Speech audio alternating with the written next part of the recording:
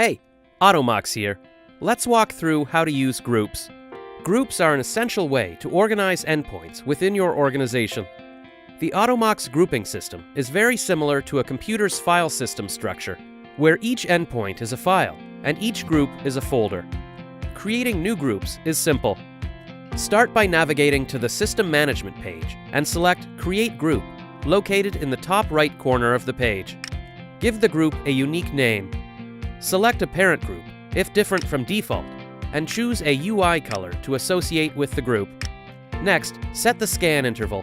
This setting indicates how often Automox re-inventories a device for hardware, software, system information, and available patches. Now, set the OS patch management option for the devices in the group. The first option is Windows and Mac OS patch management. Select Disable OS automatic updates if you would prefer to have Automox handle all patching on these devices. Alternatively, keep the device's original settings or enable OS automatic updates. The second option is Windows Update Source.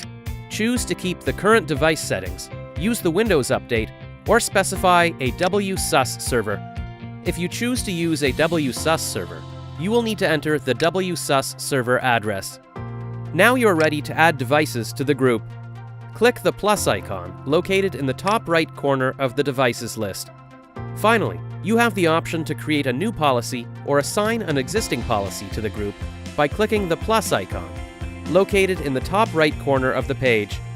In the pop-up window, select the policies that should be assigned to the group, or create a new policy by selecting Create Policy.